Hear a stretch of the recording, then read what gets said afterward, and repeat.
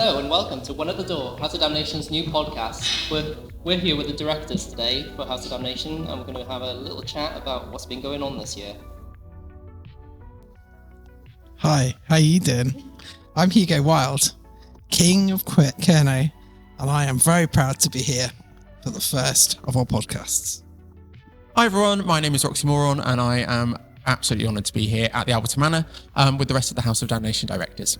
Hello, I'm the Unattainable Object, and I'm here with the directors today, ready to start this podcast. Hello, I'm Evilyn Carnate, and I am not herding the cats today. That's Object's job. So I think we'll start the podcast just by talking a little bit about what's been going on this year. Obviously, we've done a little meeting already about this, but yeah. So do you want to start? Yeah, what do you want to know? Start with a question, maybe. I want to know what you're most proud of having achieved this year. Me personally, or me as I'm proud of House of Damnation has achieved. House of Damnation, yeah. I don't know. There's been so many things. One of the things that I think we've done really well is some of the events that you've created. So, for example, Out was a really great LGBTQ plus event in Newquay, which is the first time in ages, an LGBT specific event. So yeah, talk about that and who you had performing. And we've achieved a lot, probably more than what I even planned for us to do this year in a lot of ways. But I think the Out event that we did over at Newquay, especially because for nighttime event stuff, Newquay's seen as the place you go for that kind of stuff. So for us to crack into Newquay at last was huge. I think that was a good 6 months of back and forth conversations with different people to make it happen. But the atmosphere in the room, I think, was the best bit. Seeing getting the feedback from the audience is always really my favorite bit of it, especially when it's positive. But some of the performers that were in the lineup that night, the next day commented on how much their following had increased online. And that's what it's about.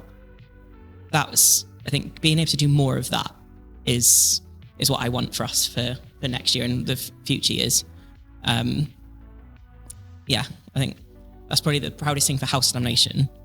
But me as managing director, I'm proud of the policies I wrote. I know that's really nerdy, but they're good because they cover a lot and there's only 6 of them. So there's less reading for you guys. That's my Christmas gift to you. Thank you, I like less reading. You're welcome. Unless I'm reading each other, and then just keep that coming. I like that. I think a reflection, probably my proudest moment of the year was Geek Expo, actually. It was a new thing that we kind of branched into, and it was so nice to see so many young people willing to get up on a stage and perform at a moment's notice. And I think it's true as well that what drag is for us, I think a lot of describe as a sword and shield, can be the same for cosplayers as well. But I think that there's a lot of people that could tap into that, and actually the way that you dress maybe can improve your confidence and how you feel in that moment rather than feeling inside yourself. yeah, and we talked about that earlier, didn't we? About how becoming your drag character allows you to bring out parts of your personality that maybe you don't feel able to. Yeah, 100%. I think there's so much I can get away with dressed like this that I could not day to day. So yeah, no, it's so important. So it's great to see that young people and people that maybe are unsure or trying to express themselves in new ways get the opportunity to do that. I think that's so important, particularly in Cornwall. I think talk about young people and building that confidence as well. You should really mention the workshop that you did, because I know we want to do loads more workshops next year. Yes. The workshop that you did, I know it was out over the bridge. Yes, but it was really important. Well, we could count that as the first step of our world tour. Yeah. There's going to be a very long time coming. But yes, we broached the Tamer, made it into Plymouth. Plymouth Pride asked us to come up and do one of our skills workshops with their youth group, focused primarily on self-confidence. And I can tell you now, those kids did not need any more confidence. They were so loud. Very true. It was brilliant. Seeing that confidence as a group is always nice to see with young people anyway. I think for us it was the rare bit that we don't always get at a show, where we get to go and mingle with the crowd and not have loud music drowning everything out. So we could get in and have a chat with people, get to know them. I think that helped put people at ease for the workshop anyway, because we weren't just some like big scary performers coming in to talk with booming mic voices. So it helped with that, but just being able to have this conversation, see the real like individuals that are in the crowd with us helped. And then it meant on stage it helped with that crowd work as well, because there's people that you kind of knew because you just spoken to them. And seeing them have, the key thing with it was a lot of those conversations were started by them. It wasn't us picking on like the stragglers in the audience and being like, oh, there's one, get them. Yeah. It was they were coming to us and wanting to open conversations, which signifies a sense of safety and trust that you don't often get in the world anymore. So it was nice that just by being there, we could create that safe space for them. And the kind of gift for that is we get to hear their stories. And that for me was far greater than anything else we could have got out of any workshops. I think it's reassuring for us as well that the workshops that we are starting to build have value in you know, improving people's whatever it may be, whether it's skills or, you know, their sense of identity or any of those things. So yeah, really enjoyed that. And I guess what sort of other workshops, you talked about skills, what other things do you want to kind of take forward and do? Because I think confidence is kind of a really great first step. What are you looking forward to for the next 12 months in terms of workshops? I mean, I would really love to run a makeup workshop, albeit we've had many conversations about how a makeup workshop should run. I think a few domestics around the makeup conversation. Imagine. That for us would signify having made it. If we can actually get a makeup skills work, because it's such a broad topic, isn't it? And that's been the sticking point is how do you do, if we're only doing like, say a 1 hour or 2 hour workshop, how do you cram an entire set of skills into 2 hours? So it's a lot of the discussion has been around how do we break it down? Do we just do, I don't know, like contouring and foundation? But then how do we cater for different people's faces? Do we bring makeup for everybody, or do we say to them, this is what you need to bring? And try so it's not cheap. Always, like logistics is always tricky. But If you're doing an hour workshop, make sure you can do your face in an hour first. yes, I'm down to an hour and a half, all right? I just want to say. But I think I'd love to see us do the stuff that everyone asks for the makeup workshops. Whenever we put out on socials, like, what do you want to see us do? It's always makeup, which we're happy to do. But I think that drag has so many more skills to offer beyond the aesthetic. And those are where I'd like to see us deliver more. So the self-confidence one is a good starting point. But public speaking, I mean, even doing this, we're all sort of a little bit. Roxie's not, because Roxie's amazing at everything. But might need the House of Moron wig tutorial at some point. Yeah, So. yeah, like Wig just care. Wig Great care. wig care. Oh, wig care would be great. Wig care the is secrets. definitely As you all know, there's someone in my family who has dabbled in drag, and the wig is looking more like a gerbil right now. So yeah, wig care would be really good, I think, for newer queens. I think looking at the stuff that scares people when they're first setting out. Yeah, agreed. Yeah. So, you know, facial hair for the kings. And eyebrows is always the thing, isn't it? Yeah. How to put on your... I'm going to need you to show me how to put on my false lashes at some point. Yeah. Yeah. It's actually not that bad. No. I promise. So I think breaking them into those kind of really short-term Yeah. workshops would be great.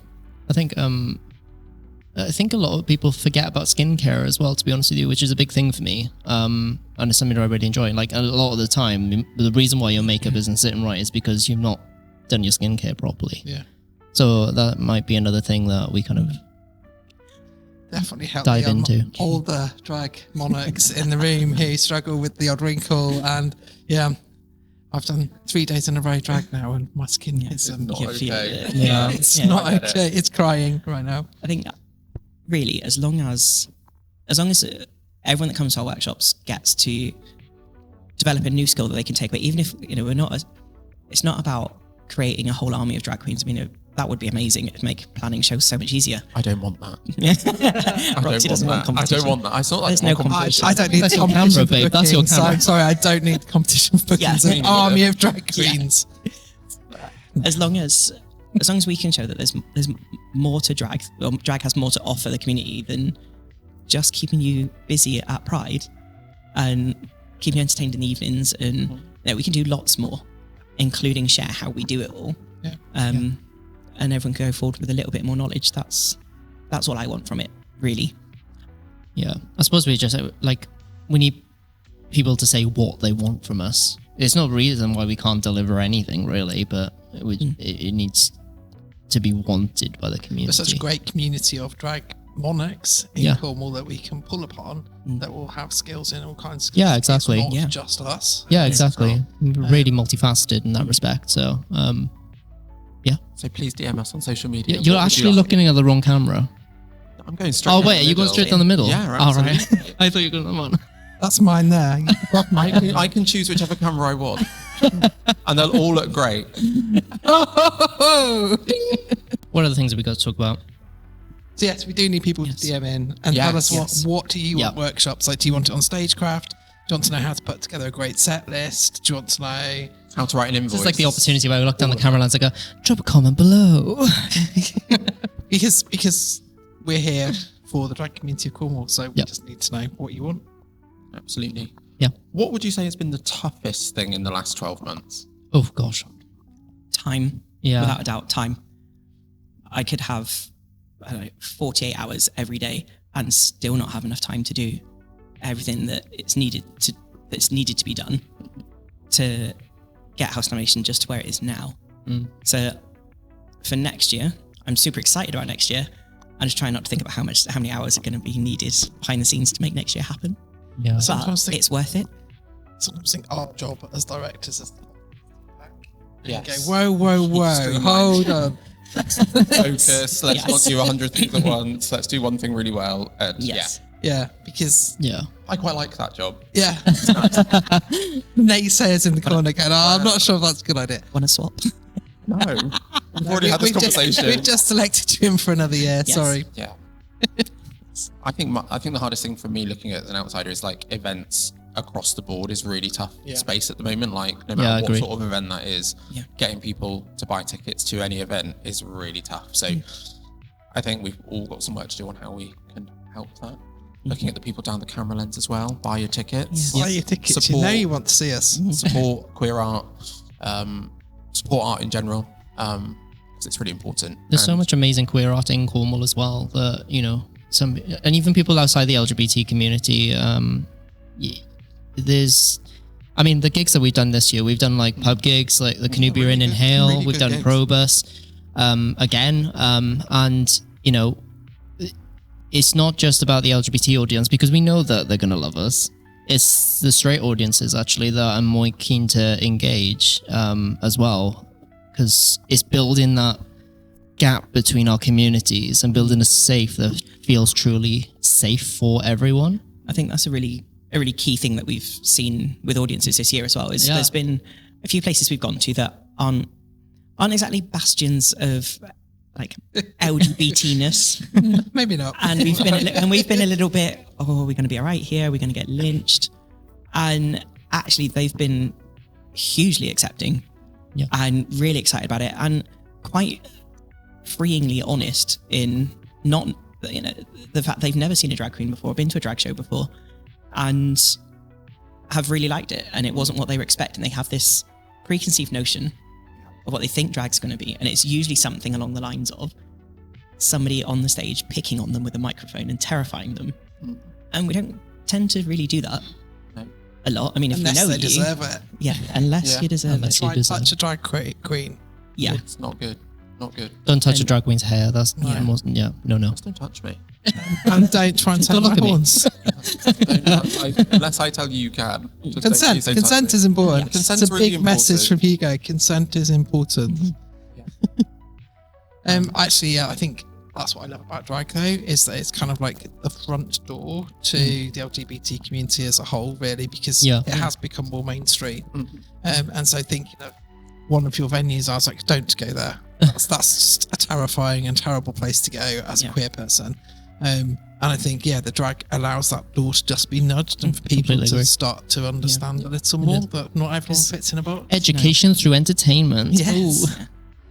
But it really is. It really is. It's, that's kind of, for me at least, and I know that not every drag performer feels this way, but I think if we're this visible, we should be the lightning rods for a lot of it. And we tend to be anyway. Because we're that visible, we're the ones that people are heckling in the street because we definitely don't blend in.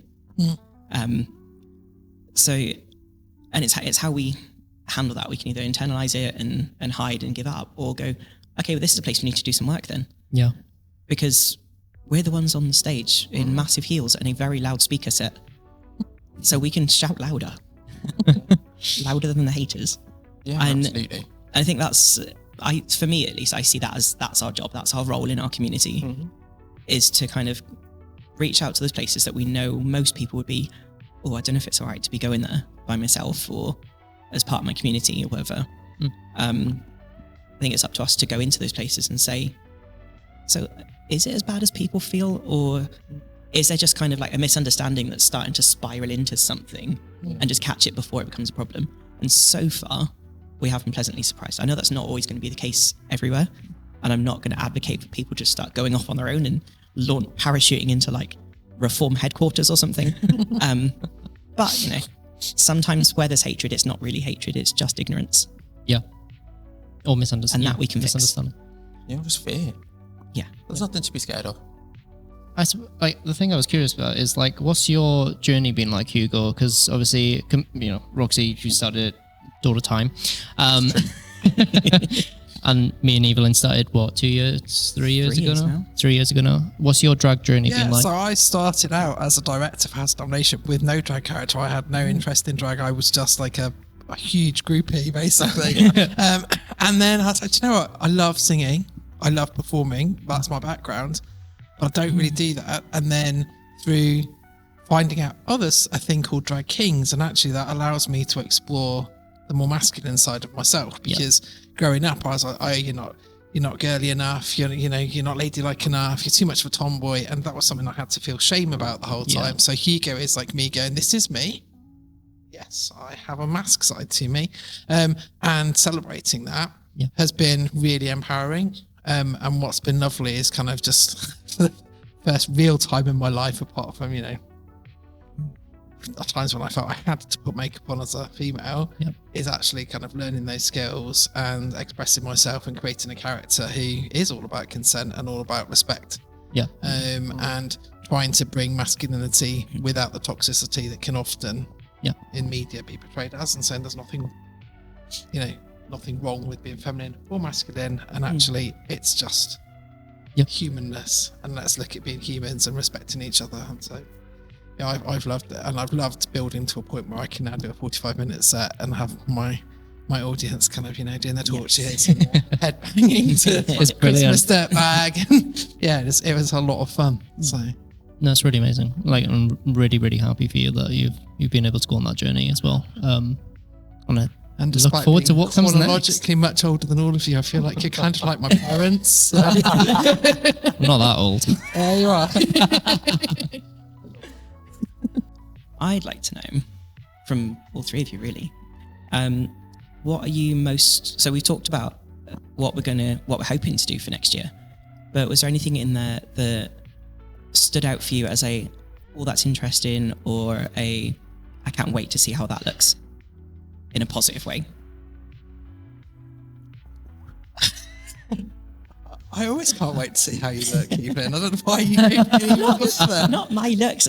The activities we're doing. Why would I be rude? I'm more of a gentleman than that. Okay, so what we're looking forward to for House of Damnation, apart from the workshops? But I do have some good looks lined up once my next week's ready. Yeah. Once that next paycheck comes in. What am I looking I'm just looking forward to meeting more people, maybe more people that we haven't yet met. Because I think there's always more people that could be touched with consent. Emotionally, educationally, Yeah, we'll edit this. We'll edit this out. Thank you, Nate, for editing this bit out post. No, I'm just really looking forward to meeting more people, spreading good messages, and yeah, I'm always going to turn the look. So it's for me, it's meeting the people and being out there, visible. Yeah.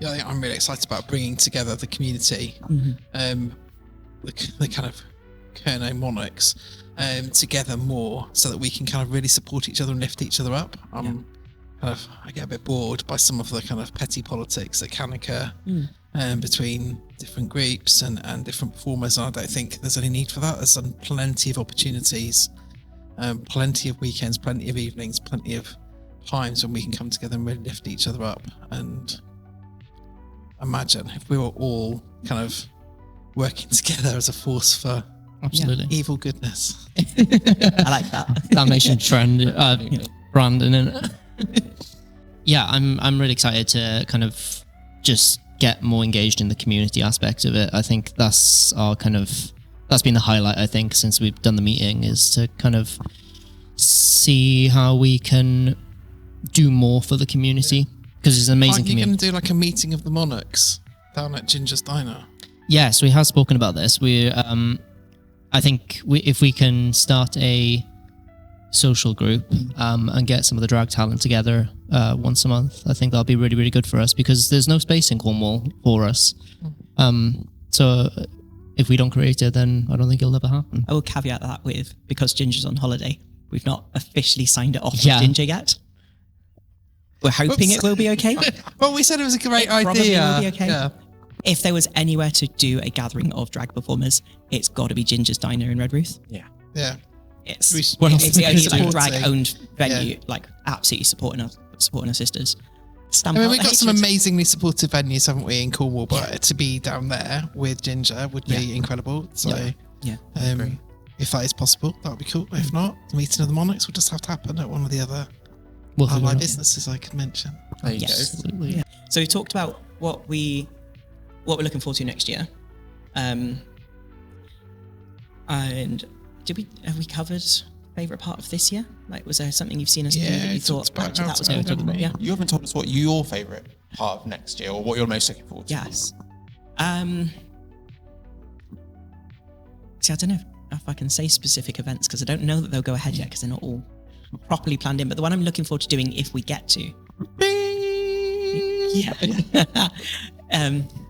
I think, just censor this all out. I think, in terms of specific events for next year, I genuinely am really excited about doing the Armed Forces fundraiser with Fighting with Pride. If that goes ahead, that would be amazing. Yeah. Because I think that would kind of bring a huge connection between two communities where we all recognise there's potential for a lot of overlap, but there's very little conversation nationally. I mean, Fighting with Pride are doing amazing work on that front, but there's still so much ground to cover. And if we can do stuff to help that in Cornwall, especially with how much of an armed forces influence there is down here, we can bridge that gap even a little bit in our own way. That would be amazing. Yeah, But I'm looking forward to all of it, because I wrote the plan. there is that. So it's all my favourite things. But yeah, I'm looking forward to that. And I'd probably say I'm looking forward to what I described earlier with the workshops, having more workshops in and being able to see more people have like penny drop moments, and more people go away more confident and happier and put more love out in the world because of something that we've done. Even if we just get one of those next year, I'll be happy. But I reckon we'll get lots. Fingers crossed. Yeah. I have got one other thing. So Oh god. Demelza, anyone watching won't, unless they've spoken to me at all in the last 2 years. And let's face it, most people And try and most avoid people that. Try and avoid it. Hugo Wilde, everyone. Ba-dum-bum. So basically, one of the precipitating things that ended up with us doing all of this with House of Damnation was a half joke about recreating the scene from Priscilla, Queen of the Desert, specifically for Roxie, and a joke about the closest anyone's budget would stretch is getting a children's play slide on top of the open top bus for Pride with some strips of tinfoil hanging off your neck. Then there was a bit of we could actually do that, which led into lots of conversations, and House of Damnation came into existence through other bits. And now we've actually got to the point where we could potentially, because we recognise there's never going to be as much as we all want it, a central single venue in Cornwall for all things LGBT. It's just not going to work, because wherever we put it, somebody's going to have to travel an hour and a half to get there, and nobody should have to travel that far. Yeah. As awesome as our shows are, like, you shouldn't have to travel 3 hours to get there. Yeah. So what we're looking at doing is filling that gap with an actual bus Cool. that we're going to call Demelza, Queen of the Tin Mines, in honour of Priscilla, Queen of the Desert. Love that. But to get there, we can't just go to National Lottery or the government or even the UN and say, can you give us a chunk of change to buy a bus that we can drive around Cornwall in drag? No one's going to do that. But what we do need is as many people as possible to give us their feedback on that idea. We're going to put some information up on the website of what the actual idea looks like, or what we think it should look like, with a link to a brief survey questionnaire type thing, for folks to fill in, completely anonymous. You don't have to say who you are or anything, but it helps us if you fill in the bits at the end of, like, demographic-y bits. It helps us know which parts of the community we're getting feedback from and where else we need to still hear voices, because we want to hear everyone's voice. Even people that think it's a terrible idea and we shouldn't do it. Even people that think that our community shouldn't be in Cornwall. Still want to hear your voice. It's still valid. Everyone's allowed an opinion. Yeah. I'm allowed to not listen to it. So we're going to launch that now, actually. Because this is going, when this goes out, it will be launched. Yeah. If we're all in agreement. Yeah. Yeah. So it's live I now. don't feel like we have a choice. No. I feel like I quite like the fact you're on the children's slide on top of the bus. Yeah, that's fine. I like this idea. Hugo's That's driving how we're it. going to christen it. Instead of smashing a bottle on the front, we're just going to stick you on top. That's okay. I'll do it. I'll look great. I'll hold the slide. Or you can hold the tin foil behind me, waving in the breeze. Yes. I mean, when the consultation is launched, which is now because of when this is coming out, we will need people to give feedback, and we need at least quite a few hundred responses. So if you can take the time to go to the website and fill it out, it means that we can buy a bus and ride it around Cornwall whenever we want. So, and it'll be bringing different things to people. So, like, it could be, working with Queer Kerno and bringing an exhibition or something. It could be working with Cornwall Pride to put on the bus tour again, which I know a lot of people are missing at the moment. So lots of different things we can do with this to bring. Can help Transparent Presence's youth group with their It can travel help requirements. Transparent Presence CIC's youth group. Can even, because Vocal Presence, we recently went out to Manchester for the You Queer did. Cry Festival in a very uncomfortable minibus. Imagine if Demelza, Queen of the Tin Mines, went all the way up to Manchester, for example, Exactly. with great. a whole squad full of singing Yeah. queer people from Cornwall. That'd be so cool. Yeah. There's so many things we could do. Yeah. So many things. And that's the thing. It's if we can't bring the audiences to the shows, take the shows to the audience. Yeah. Seems pretty simple. Yeah. Till we hit tourist traffic in the summer. Well, we got PA systems. So. We might suddenly have quite a strong winter season down here. Yeah. yeah. What's wrong with that? Yes, good to keep us all together in winter. Yeah. But yeah, that's good.